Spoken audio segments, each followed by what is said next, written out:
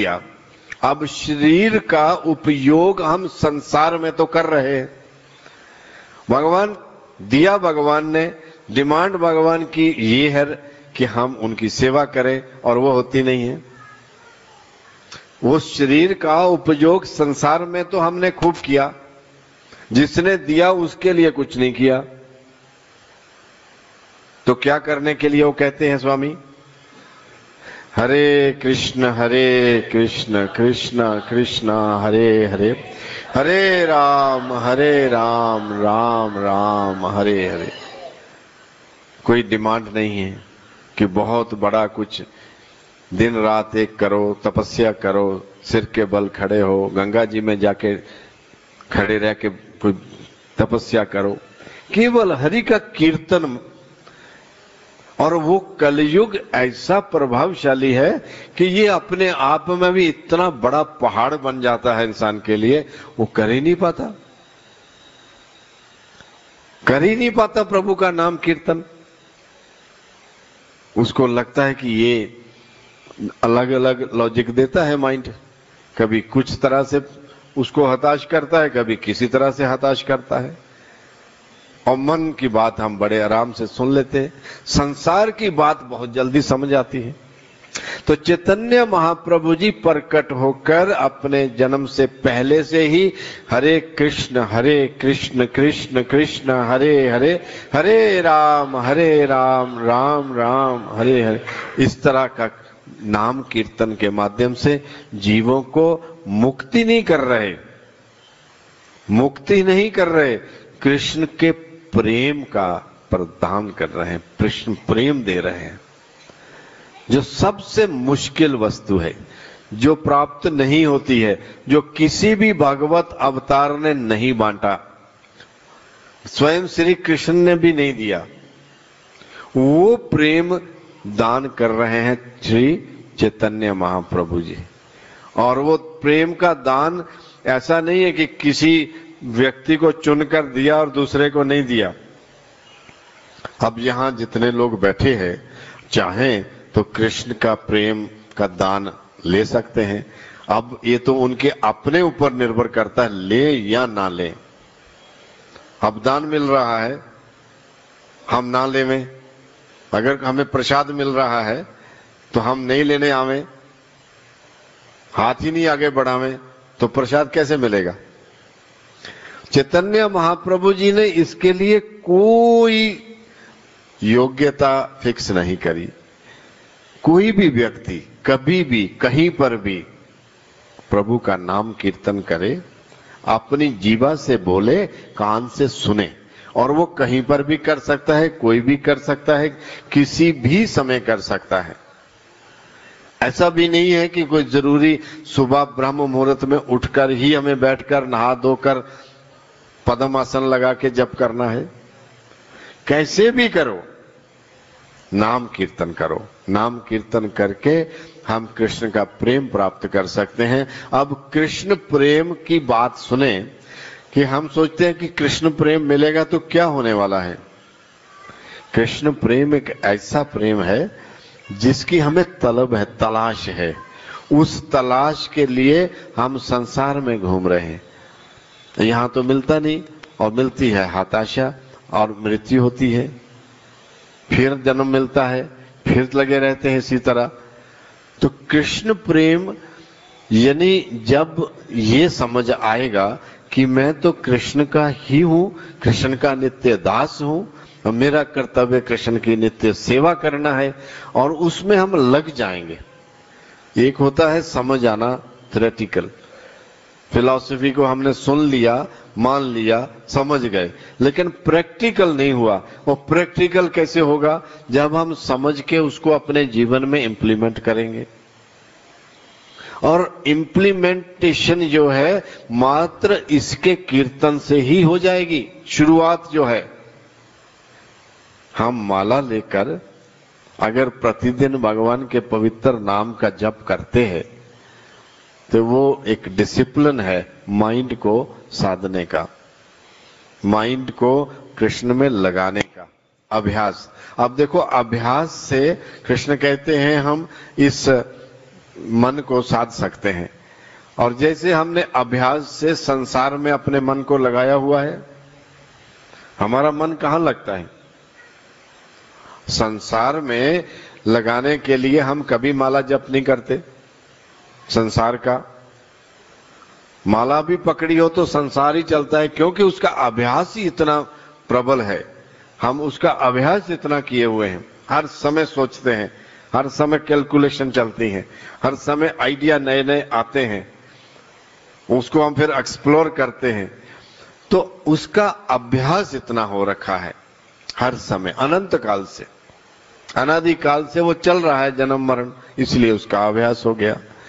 अब अगर हम कुछ इनिशिएटिव लेते हैं कि भगवान का नाम का जप करने का अभ्यास करना शुरू करते हैं आज से, तो चैतन्य महाप्रभु जी इतने कृपालु है, इतने कृपालु हैं कि उनकी तरफ हमने अगर थोड़ा सा भी प्रयास किया तो उनकी कृपा हम पर बरसने लगती है। और वो कृपा है उनके प्रेम के रूप में, आनंद के रूप में। हम सभी जीव इस भगवत भक्ति करके, कृष्ण का नाम कीर्तन करके उस स्टेज तक पहुंच सकते हैं जिसको हम बोलते कृष्ण प्रेम, जो अंतिम पंचम पुरुषार्थ के नाम से जाना जाता है। हमारे पुरुषार्थ कितने माने जाते हैं वेदों में, शास्त्रों में? सभी पंडित जन क्या बोलते हैं? 4 पुरुषार्थ होते हैं। पंचम पुरुषार्थ की कोई बात भी नहीं खोलता। इस चैतन्य महाप्रभु जी कहते हैं पंचम पुरुषार्थ वो है कृष्ण प्रेम, और वो प्राप्त होता है कृष्ण के नाम कीर्तन करने से। चैतन्य महाप्रभु जी जब एक बालक थे तो वो पढ़ाते भी थे साथ में। तो उनका पढ़ाने का स्टाइल क्या होता था? सबको व्याकरण पढ़ाना है तो हर चीज के साथ कृष्ण जोड़ रहा है। उनकी जो भी व्याख्या होती थी, जो भी पढ़ाते थे, वो कृष्ण से जुड़ा होता था। जिसको भी मिलते थे, चैतन्य महाप्रभु जी इस धराधाम पर 48 वर्ष तक प्रकट लीला किए हैं, और पहले 24 वर्ष वो नदियां में रहे, गृहस्थ जीवन में रहे, और संकीर्तन आंदोलन का आरंभ किया। और उसमें जिसको भी मिलते थे एक ही चीज, हरे कृष्ण कृष्ण कृष्ण हरे हरे, हरे राम राम राम हरे हरे, ये महामंत्र का कीर्तन करो। जिसको भी मिलते हैं उसको यही बताते हैं कि कृष्ण नाम का कीर्तन करो। और बाद में जब वो संन्यास लिए तो उसके बाद में वो पहले 6 बरस तो कन्याकुमारी तक, दक्षिण भारत में, बंगाल में वृंदावन गए, वृंदावन से आए, तो इस तरह से वो प्रचार किया उन्होंने। और बाद के 18 बरस लगातार श्री कृष्ण के विरह में जगन्नाथपुरी में रहे। उनको हर समय कृष्ण का विरह सताता था, हर समय कृष्ण का वियोग सताता था। याद करते थे, हाँ कृष्ण, हाँ राधे। यानी भक्त जब अपना हर समय कृष्ण का स्मरण करेगा, कृष्ण की लीलाओं का पढ़ेगा, सुनेगा, मनन करेगा और भजन करेगा, साथ में जप कीर्तन करेगा, तो उसका ये चित्त का मार्जन होगा और वो स्टेज पर आएगा कि हर समय वो कृष्ण का स्मरण कर सके। और वो चैतन्य महाप्रभु जी अपने आचरण से सिखाए हैं। अपने आचरण से कृष्ण की भक्ति कैसे कर सकते हैं वो करके दिखाए हैं। ऐसा नहीं कि उपदेश दे दिया। कृष्ण ने कहा कि सर्वधर्मान परित्यज्य, केवल मात्र उपदेश दिया। चैतन्य महाप्रभु जी ने प्रैक्टिकल करके दिखाया अपने आचरण से कि भक्ति क्या है, भक्ति कैसे होती है, और भक्ति करके उसका प्राप्ति क्या होता है। हर समय कृष्ण का विरह वियोग, वो प्रेम में हर समय कृष्ण को याद करते हैं, उसको हर समय पुकारते हैं। तो आज चैतन्य महाप्रभु जी का इतना कृपा है कि संसार में सब जगह, करीब करीब सब जगह प्रभुपाद जी ने कृष्ण भक्ति का प्रचार कर दिया। अब उनके आगे शिष्य अनुयायी उस चीज को बढ़ा रहे हैं। चैतन्य महाप्रभु जी की ही ये वाणी थी, ऐसी उनकी इच्छा थी कि ये जो कृष्ण नाम है, कृष्ण भक्ति है, इसका प्रचार प्रसार नगर नगर में होगा, गांव गांव में होगा। और वो चीज आज होती हुई दिख रही है कि सब जगह लोग बाग, कोई दुनिया का देश नहीं, कोई ऐसा धर्म नहीं, कोई मजहब नहीं जिसके लोग कृष्ण भक्ति में नहीं लगे हों। कृष्ण भक्ति में लगने का मतलब केवल कभी मंदिर आना और मत्था टेक देना काफी नहीं होता है। कृष्ण भक्ति में लगने का तात्पर्य होता है कि हम विधिवत भगवान का, जो भगवान का नाम है, उसको ग्रहण करके उनका उच्चारण करें, कीर्तन करें, श्रवण करें। हमारा जितना भी डेवलपमेंट है भक्ति में, कृष्ण भावना में, वो 90% आधारित किस चीज पर होता है? नाम के श्रवण पर, कीर्तन पर, यानी चैंटिंग पर 90% हमारा प्रोग्रेस जो है डिपेंड करता है। तो वो लोग भी इतना भक्ति में आगे बढ़ गए कि आज दुनिया भर में कृष्ण भक्ति का संदेश लेकर घूमते हैं, प्रचार करते हैं। हम लोग